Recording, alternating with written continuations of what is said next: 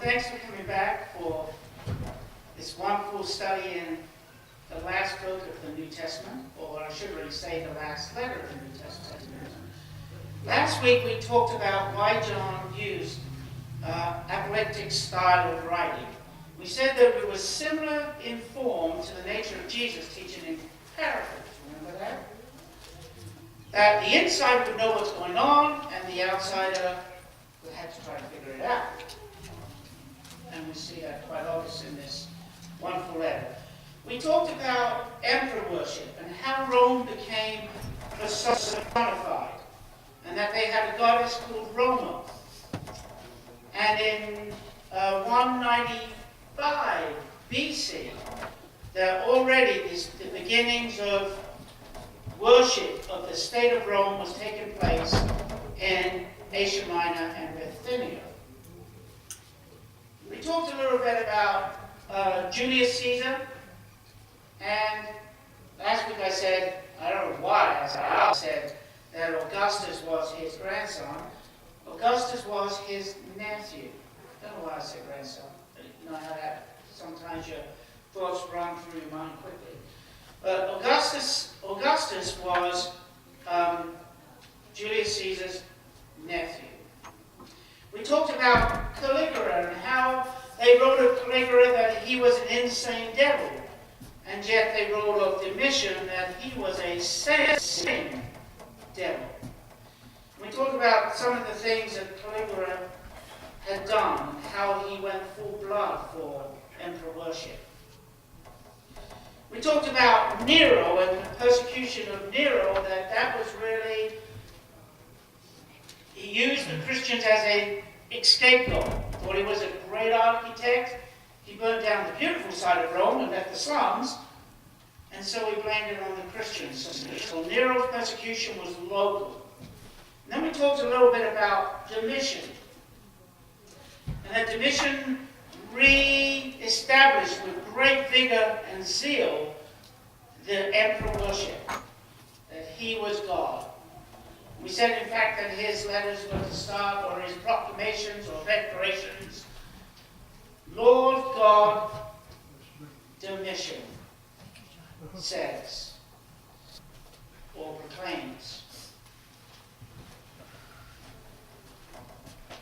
We ended up by saying that in the Revelation, the end of the Revelation chapter 22, verse 20, that you'll see that term Kyrios Jesus, which means Jesus is Lord. It's not Caesar who's Lord, but it is Jesus. He is the only Lord and God. No one else.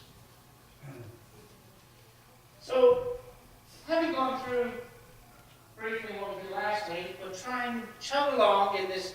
I know it's a long introduction. I understand that. And I know you might be saying, I want to get into the letter. I want to get into the letter. But we have to have this background study, which we so very rarely do in the Church of Christ, in order to understand what the letter is going to unfold to us in the future. And all too often we just jump into the book, Matthew 1, verse 1, Acts 1, verse 1, and we just start talking about the letter with hardly any background. But in Revelation, you have to have a solid background in order to move forward. And that's very important that you understand that. So, there's no apologies for me that it's a long introduction before we get into the material, because I believe it is worthwhile. Having said all that, and we focus somewhat on the background, we'll focus a little bit more as we go along, but I want to focus on the date of this letter, because it is very important that we get the right date to the letter of this wonderful writing. There are two major views on the date of the letter of Revelation. There is an early date, and there is a latter date. on which one you want to choose. The early date is of Nero, the time of Nero. There are those that hold fast that the letter of Revelation was written during the reign of Nero, sometime between 54 and 68 AD. Why would you think that they would say that it was written under the age of Nero? It's an event that hasn't taken place yet. A tremendous event. The fall of Jerusalem. What year was that? 70 AD. So in other words, the view of the Nero date is that it's written during this period because it has to talk about the whole destruction of Jerusalem and the Jewish faith. And everything's fulfilled. Well, I kind of have problems with that. There is what is the later date, and I can honestly say, almost unanimously, that the testimony of the early church fathers from the 2nd century to at least the 5th century, the majority of the church fathers plumb for this later date. It is the date set in the reign of Domitian. Now, why would I also plumb for that date? Well, I'll give you some personal evidence why I plumb for this date. First and foremost, the reference to persecution that we find in this letter is more appropriate to the time of Domitian than the time of Nero. Let me tell you why. One reason for the Nero persecution is that it hardly expanded outside of Rome itself. While under the reign of Domitian, the persecution spread throughout the whole Roman Empire. And where were the 7 churches? Were they in Rome? Asia. In Asia Minor.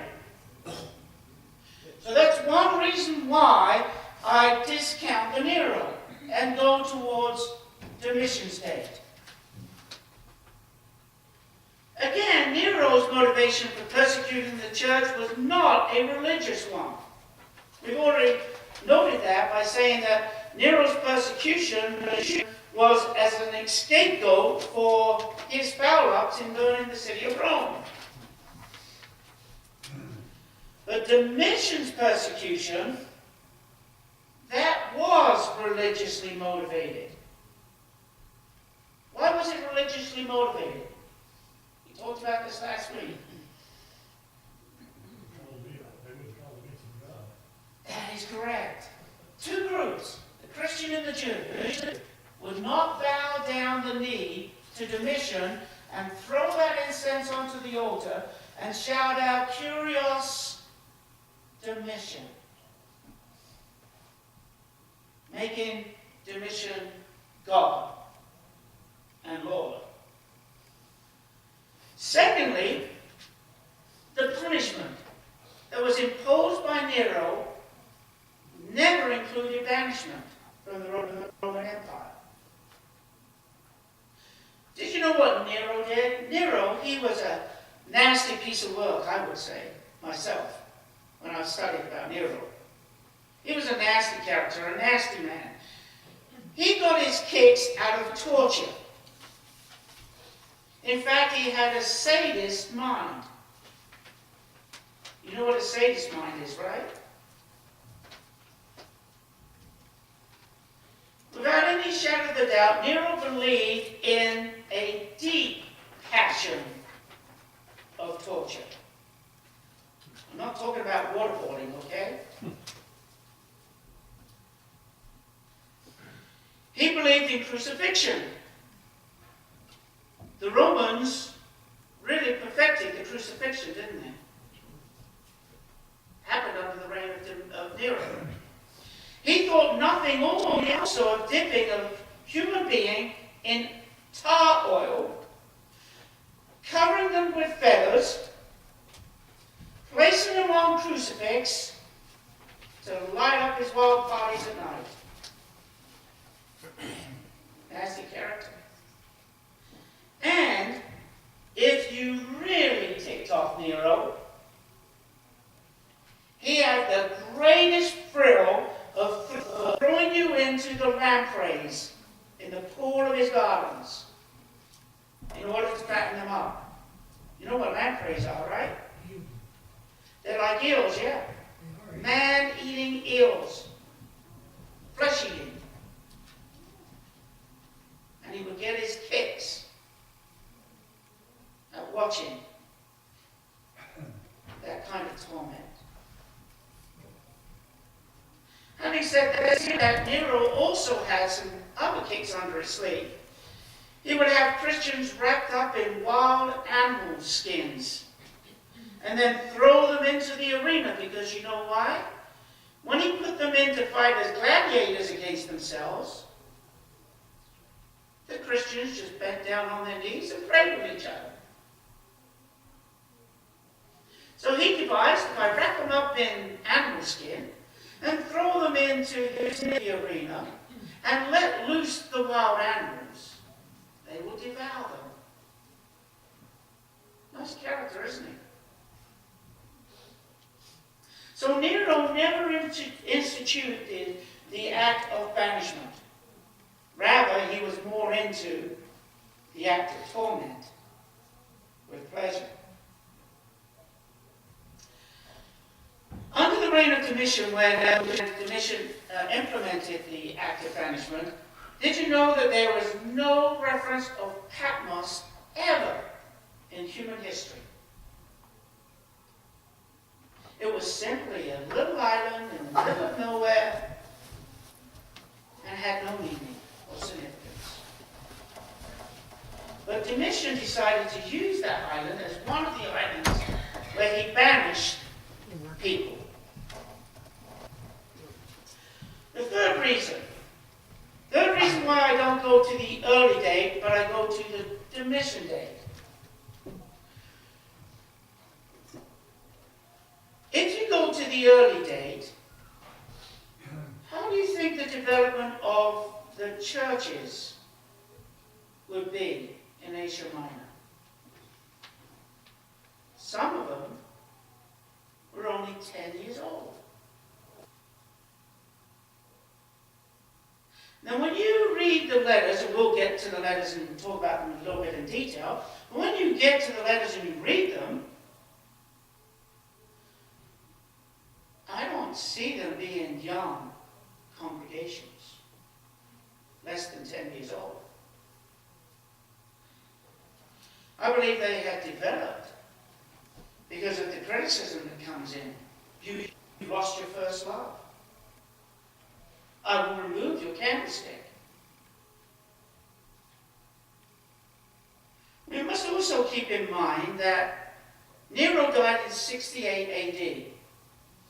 And so if you look at the condition of the churches described in those 7 letters, you will see that the early date of Revelation cannot match up to the conditions of the congregations.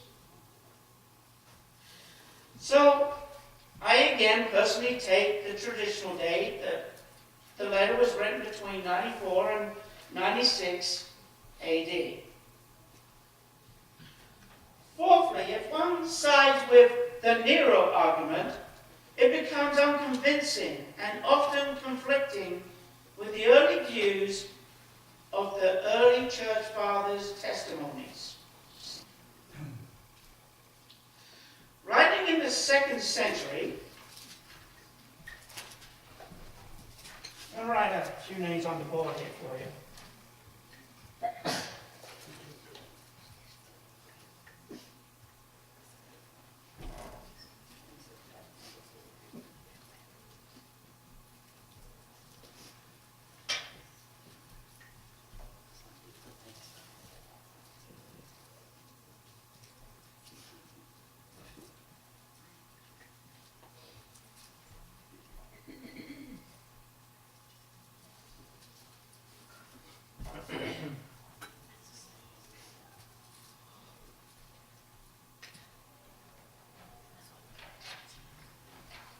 These are some of the early fathers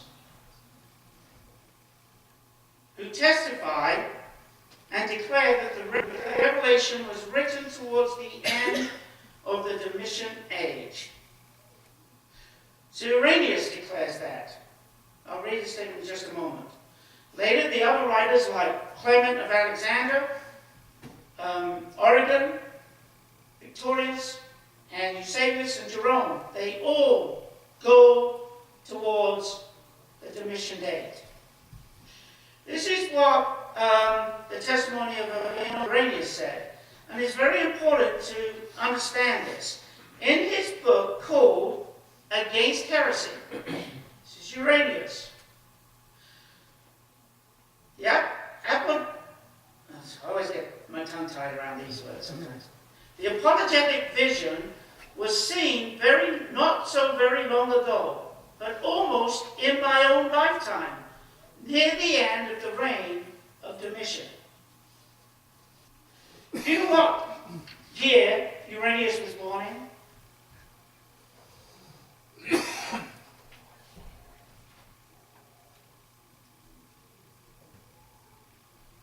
Domitian died in 96 AD. Irenaeus was born in 120 AD, 24 years after the death of Domitian. And he writes and informs us that the Revelation was written under the Domitian age, not too far from when he was born.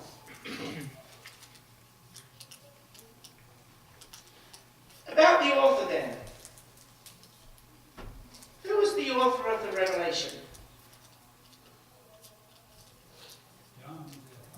John the Apostle. Yes, John the Apostle. But were there any other Johns? Huh? There were a lot of other Johns. Well, there were two major Johns after the John. Well, there was, over time, there was an unknown, really, prophet in Ephesus named John. A little credit given to him, but disproved later. Right. There was John the Apostle, John the Elder, and John the Seer. But I'm going to do what the tradition is, and I'm leaning towards John the Apostle. Because, frankly, I have no idea who John the Elder is, and frankly, I have no idea who John the Seer was. And neither do you. Because all history points to is John the Seer, the prophet, and John the Elder. But no background to their character or their relationship to Christ. And there are other reasons why I would go for John the Apostle, and we'll get into some of that. But everybody agrees, majority, everybody agrees, that John the Apostle wrote the letter of Revelation. But there's always a but, isn't there? There was a man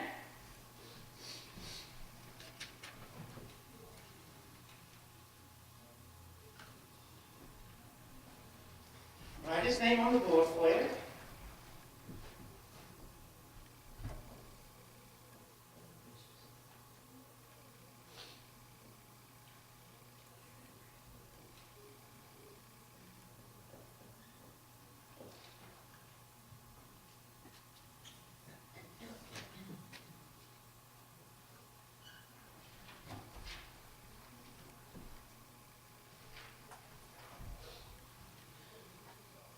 Dionysius of Alexander.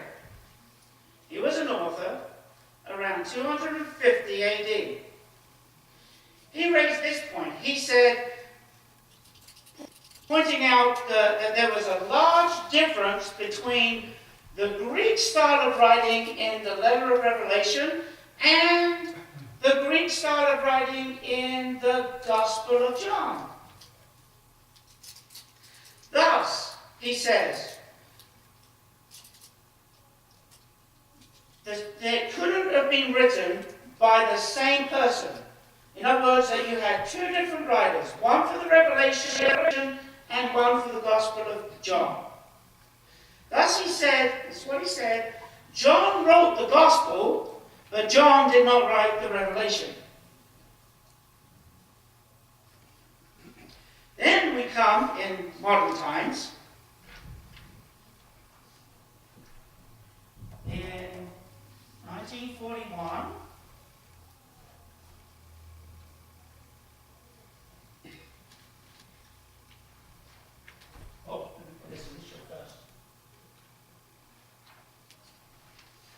H.E. Dana, in 1941, he looks at the same evidence. The same evidence. And the funny thing is, he said that the evidence here in the Gospel of John and the Revelation comes to a very different conclusion to him. He says that the Apostle John wrote the Revelation and that some other John wrote the Gospel. Complete opposites. Now, it makes me wonder where these people come up with their views. It really does. Because how could you have the complete opposite? In the end, one may say that the authorship to the letter is not really that important. And in a way I would agree that it's not really that important because does anyone know the writers of the Hebrews? We sometimes fall in the trap by saying it's the Apostle Paul. But is it? If you do your further study, you might be amazed that it was not only Paul who wrote the Hebrew letter, but an unnamed person. So, sometimes the authorship doesn't really matter, does it? Irenaeus, one of the early church fathers, died in France in 190 AD. Clement of Alexander died in 223 AD. Origen of Alexander also died in 223 AD. But all of them unanimously point to John as the author and writer of this letter in the New Testament. In fact, Origen, and I'll quote what he said, Origen said, "What shall we say of him who reclined on the breast of Jesus, I mean John the Apostle, who has left us with one gospel, which he confesses that he could write so many that the world could not contain them. He also wrote the Apocrypha." Wow. The only people who really did their study, and that's why I'm trying to paint this tremendous background for us to understand this letter. When we examine the letter then, the author calls himself John. How many times? 4. Thank you, Ed. I'm glad someone's done this study. 4 times. Chapter 1, verse 1, 4, and 9. And then in chapter 22, verse 8. So John identifies himself. And that's the other reason why we have to really point to John the Apostle, because he identifies himself. What is all the more important here is, if we would examine the way the writer refers to himself, the writer implies that he is well known to the saints. He implies that his communication will be received without any question or doubt. And really this is fitting to John the Apostle, because after the destruction of Jerusalem, where do you find John in history?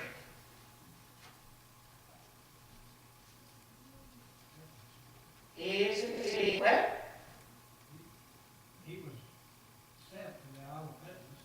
that was later. Later, yeah. Later. He was in Ephesus. And where was Ephesus? Asia Minor. And what was going on in Asia Minor? Full-blown emperor worship.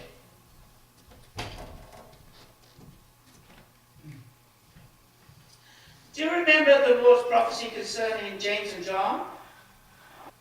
We all know what happened to James, don't we? What happened to James? Beheaded. But John, remember that little skirmish? Simon Peter, feed my sheep. 3 times the denial. 3 times, do you love me? And then right after that, they're walking along the way, and somebody said, what's happening to that fella behind me? To John. And Jesus says, that's not up to you to know what's going to happen to John. And then he goes on and tells him what's going to happen to him, doesn't he? Kind of, I always found that story very interesting, very intriguing. So John was the last apostle to die. He was banished under Domitian. And before he was banished, when Domitian came to power, he was considered to be a major threat to Domitian's reign. And as the way's leader, the way, the church, as a leader of the way, and a well-respected leader, he was quickly picked up and thrown to the Isle of Patmos, where he stayed for over 18 months.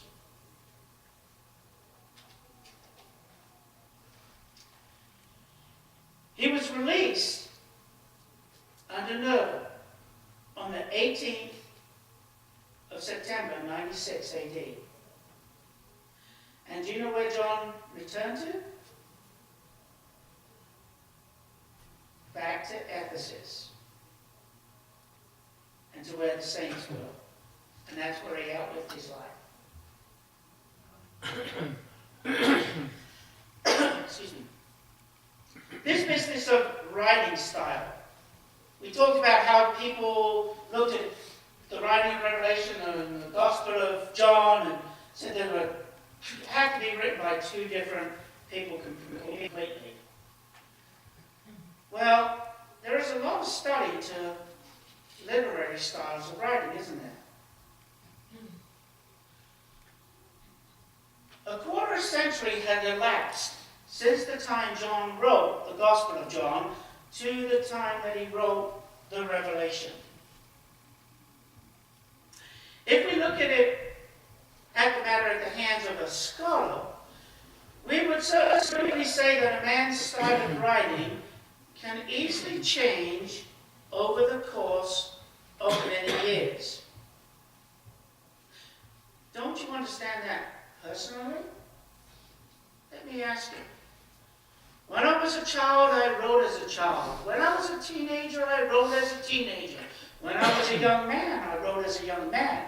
And the older I get, the more better, the more clarified, the more in-depth as my style of writing becomes. Jared, since you went to Sunset, has your style of writing changed? No sermons changed? Oh, yes. But why? Why should they change? Times change, you learn more, you get better. Right. Language changes also. And meanings of words change. So, when someone tries to say to you, oh, John couldn't have wrote the Gospel or 3 letters and the Revelation, totally different styles of writing. Well, maybe they are. But you have to remember that John's background is one in Aramaic, isn't it? The Hebrew common language. And here John is writing in Greek. Now, Ernie, I know there's a difference between American English and English, right? Because you spell labor L-A-B-O-R. I spell labor L-A-B-O-U-R. Different, same language, different spelling. Ernie, what if I asked you to write German? Could you do that for me? No. So here John is. His natural writing is that of Aramaic. Being in the common language that English is the common language of the world today, right? Everyone agrees with that. But Greek was the common language in the time of John. So John would have had to learn two languages. And don't you think his style of Greek would have changed in writing over a course of many years? I know mine has. I put out a class material from my college days back in Corby, and I started looking at it. I said to my wife, I said, "Did you believe, honey, I wrote this garbage?" I mean, it was just all over the place. And so language changes. Styles of writing change. A person's own personal style of writing changes over a course of time. So we have to face up to it that John's style of writing had changed. But in saying that, some of the style of the writing in Revelation matches well with the style of writing of John.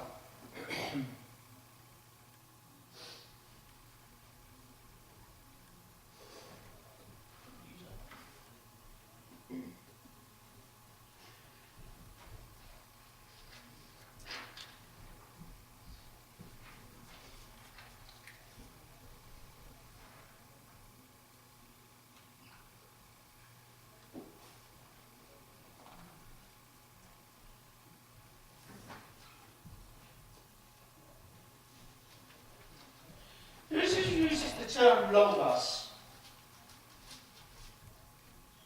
John. Did you know that John is the only writer in all of the New Testament that uses that term logos? What does it mean? Word. That's very confining. Excuse me. That's a very confining definition of logos. Because it can mean a communication. Mm-hmm. It can mean a concept. Mm-hmm. It can mean an idea or a purpose. Mm-hmm. All of those things. And it can mean word.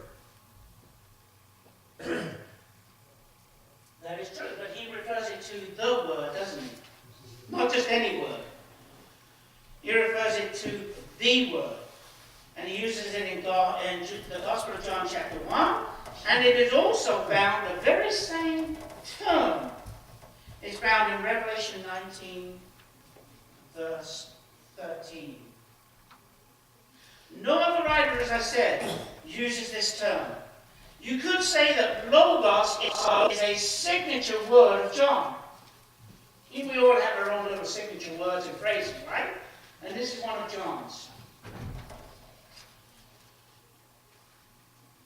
Another one is that John is the only writer in the Gospels or anywhere that says that Jesus was pierced by a spear of a Roman soldier. Did you know that? John's the only one that mentions it. You find that in the Gospel of John 19, verse 34. It is found in the prediction in Psalm 22, but John is the one that points to it in the New Testament. It is also a reference that is found in Revelation chapter 1, verse 7. And the term for pierce is this Greek word.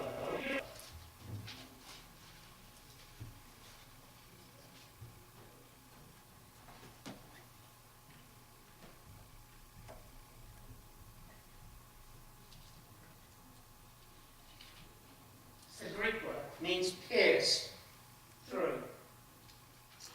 So here is another little bit of evidence that John is the same author of both materials, both books.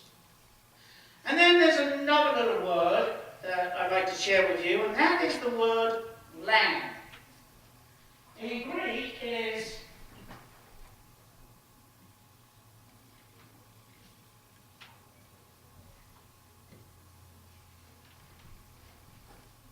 arion.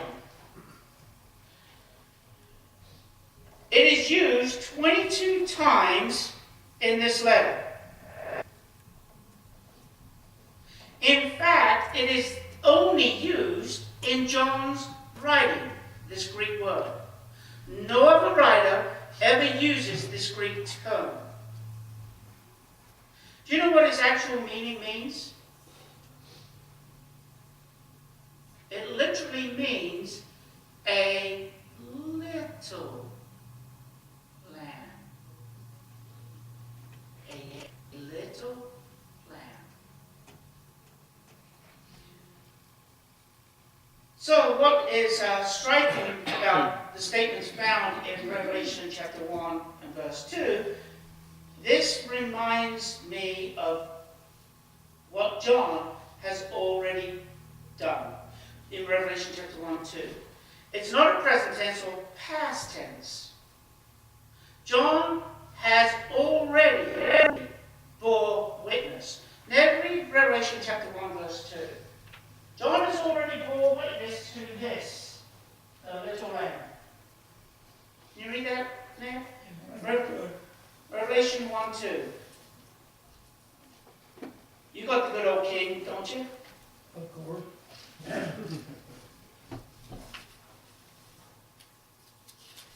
Revelation 1 and verse 2. I believe so. Yes. Yeah. Who bear record of the word of God and the testimony of Jesus Christ and of all the things that he saw. Right. That's past tense. Who bear? Isn't bearing, Yeah. is past tense. Past tense, right. Past tense. So John has already bore witness to the Lamb. That's very important, isn't it? Because he's not now going to bear more witness of the Lamb. He's already done that. Yeah, he did that when he saw Jesus coming down the road. Thank you. So John has already bore or bear witness of Christ. You'll also see that in John 21 verse 24, and you'll see that in 1 John 1 through 4. I won't bother getting us to read those, okay? So John has already bore witness of that. So what is the purpose of this letter? Let me give you a sketchy background here of, until we get to the real substance of the letter, I'll give you a little personal background. The purpose of the letter is found in chapter 5. It is the key chapter throughout the whole letter, as far as the purpose is concerned. And we shall look at this chapter in more detail later on, but I want you to see for a minute as I sketch chapter 5 out. Just listen. John looks and he sees at the right hand of the one who is on the throne that he holds a book roll or a scroll. And the book roll has writing on both sides. It is completely full. You cannot put another mark on it. Everything on that scroll, that book roll, is complete. Now an angel proclaims with a loud voice, who is worthy to take the book scroll and break its seal? You get this impression that John seems very depressed because there seems no one is able to go and take the scroll until the Lion of Judah is announced, the root of David. We'll get to that meaning later on. And so John looks, and instead of seeing a lion, he sees a little lamb.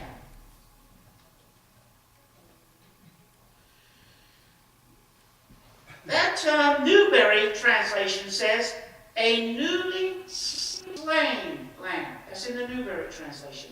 Because it's a lamb standing as if it was slain. And Newberry says that John sees a little lamb with its wounds still bleeding.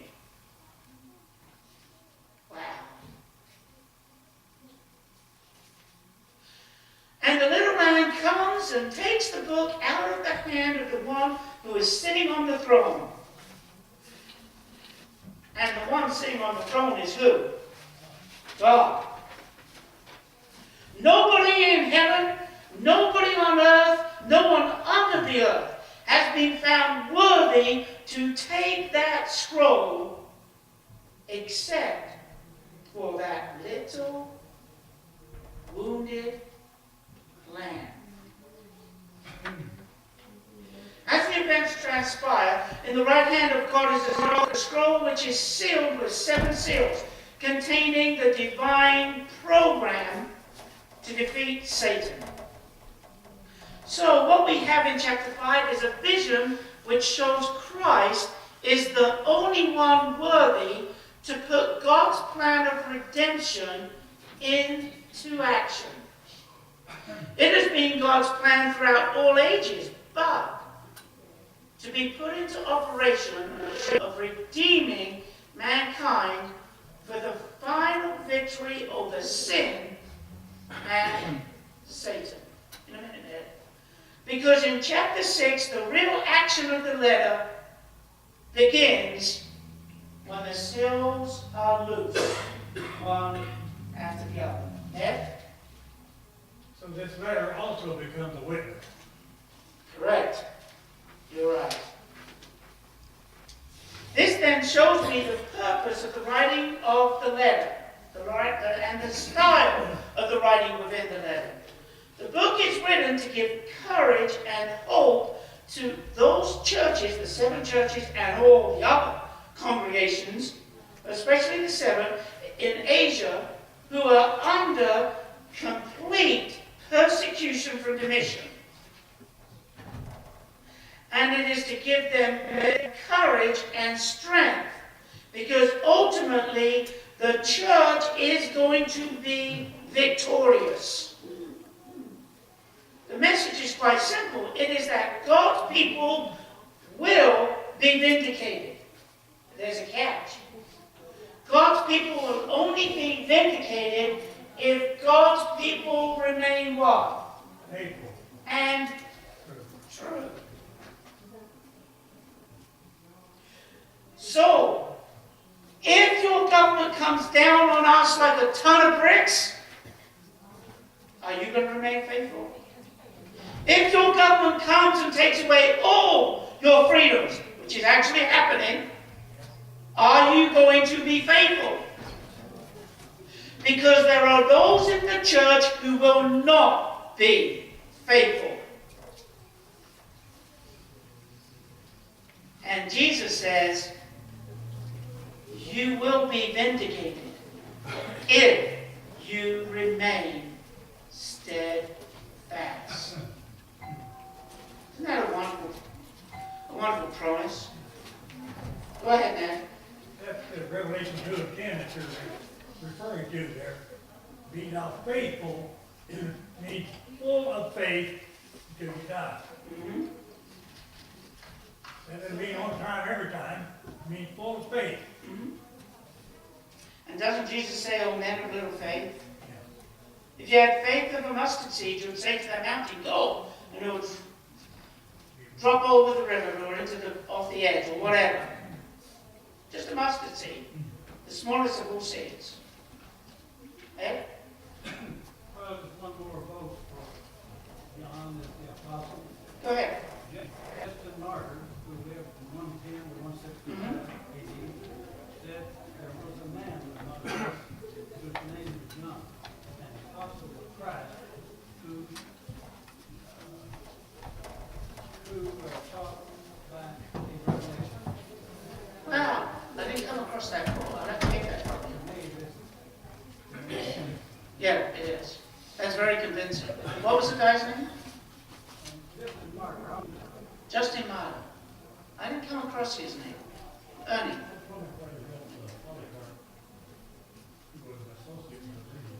Mm-hmm. What did he say?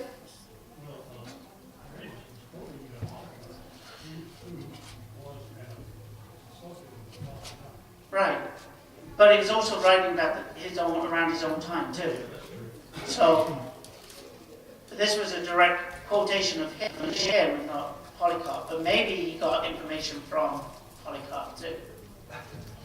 I don't know about you, but I'm excited about this letter. I know we're bogged down in the introduction, but trust me, it is worth the while to have this foundation. Because without this foundation, we will end up doing what everybody else does, and we'll miss the simplicity of the letter. And I don't want us to do that. Okay? Thank you very much. I look eager for next week.